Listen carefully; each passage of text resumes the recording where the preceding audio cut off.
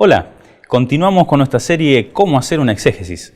En el video anterior hicimos una introducción al curso y vimos acerca de la importancia de la hermenéutica y de la exégesis para la interpretación del texto bíblico.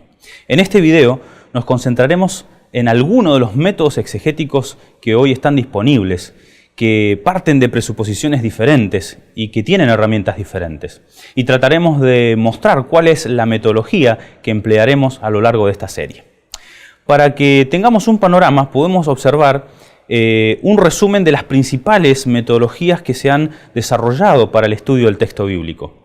No son todas, pero podríamos decir que resumen a grandes rasgos las principales. Vamos a intentar explicar cada una de estas para luego llegar al método histórico-lingüístico, que es el que proponemos en esta serie de videos. Comencemos con el primero. El método alegórico. Era un método comúnmente empleado por los griegos y se hizo muy popular en la iglesia primitiva gracias a la escuela alejandrina, cuyos principales referentes fueron Filón, Clemente y Orígenes. Básicamente este método consiste en dejar de lado el sentido literal del texto bíblico en búsqueda de un sentido espiritual al que se lo considera superior o mejor. El método histórico-gramatical, por el contrario, intenta concentrarse en el sentido literal del texto bíblico.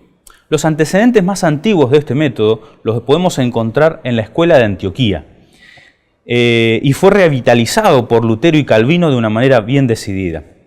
Esta metodología presupone que el sentido del texto está en su sentido literal, a menos que el lenguaje nos permita suponer algo diferente. Pero lo interesante es que ni Lutero ni Calvino desarrollaron una metodología específica o una serie de pasos. Simplemente sentaron las bases de un enfoque para que pueda ser desarrollado en el estudio de la Biblia. Con el tiempo, en el contexto de la Reforma Protestante, vio la luz el método histórico crítico. Con fuerte influencia de las reformas que se dieron en Europa entre el siglo XVI y XVII, la alta crítica, como también es denominado este método, propuso una serie de metodologías bajo el presupuesto de la crítica. Aplicados al estudio de la Biblia, esta metodología ha intentado investigar el origen literario de la Biblia. Y así fue como se fueron desarrollando diferentes disciplinas que pueden ser integradas como parte de este método. Tenemos en primer lugar la crítica textual o la baja crítica, que procura establecer las palabras originales que fueron empleadas por el autor bíblico. También tenemos la crítica literaria, que procura conocer la prehistoria del texto, identificando los posibles añadidos y diferenciándolos a estos de una posible forma original del texto bíblico. También intenta reconstruir el contexto histórico centrado en el autor, en su época y los destinatarios. Dentro del método histórico crítico también se ha desarrollado la crítica de las formas, que procura interpretar el texto bíblico a la luz de la forma literaria en que se da, texto poético, legal, carta, epístola, etc.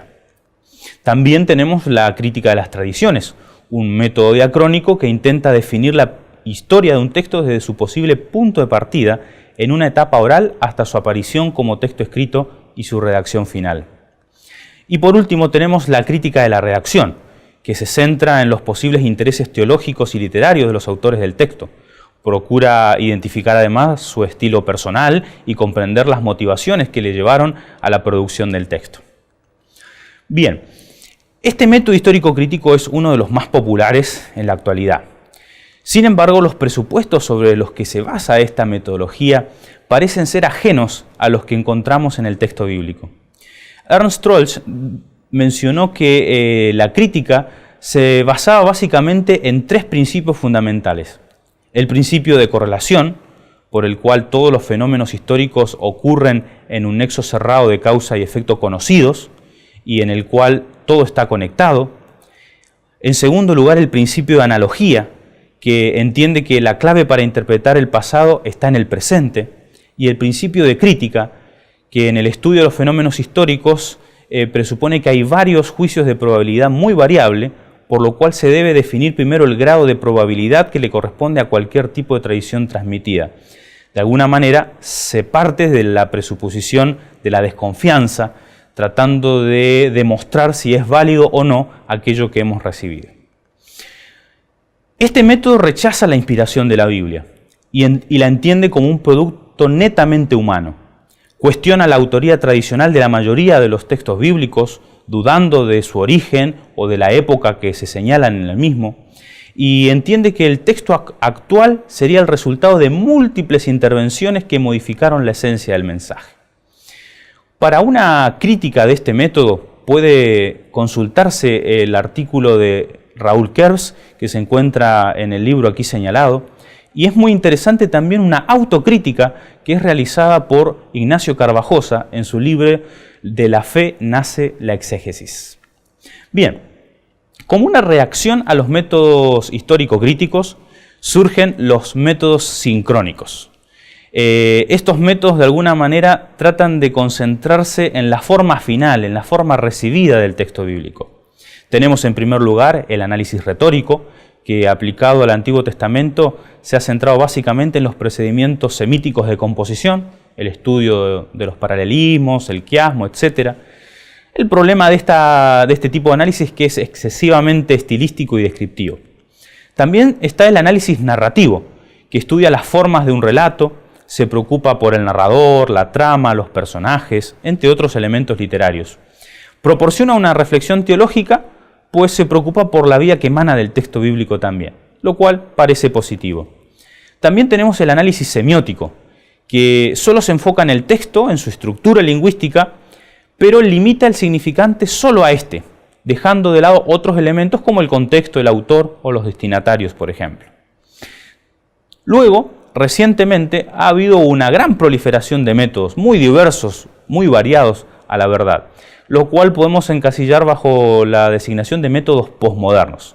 Tenemos el Reader Response Approach, que entiende que el lector completa el significado de una obra por medio de la interpretación, así que el foco se pone en el lector. Tenemos la historia de la interpretación o recepción, que resalta el valor de la tradición y su impacto sobre las sociedades por medio de la cultura, del arte, de la música. Defiende, entre otras cosas, la idea de que el texto posee un mensaje esencial que permanece a lo largo de los años y al cual se le suman nuevos aspectos con el correr de las edades. Y por último podemos hablar de diversas lecturas ideológicas como la feminista, postcolonialista, antiimperialista, etc.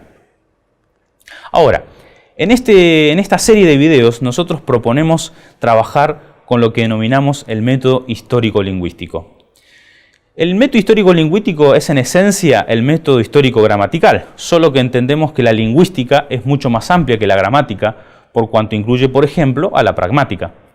Este método es histórico por cuanto se considera importante entender la cultura, los antecedentes y las circunstancias que originaron el texto. Es lingüístico por cuanto es preciso estudiar los idiomas y los procesos literarios en los que el texto bíblico se nos ofrece. Ahora bien, como parte de esta serie de videos vamos a proponer una serie de pasos. La verdad es que podríamos mencionar muchísimos pasos, eso es bastante relativo. Sin embargo, aquí nos vamos a focalizar en 6 y vamos a intentar desarrollarlos a lo largo de esta serie a esos 6. Estos serían el texto, el análisis literario, el análisis lingüístico, el contexto bíblico, la historia de la interpretación y la teología y aplicación del texto. Hasta aquí fue todo. Nos vemos en el próximo video.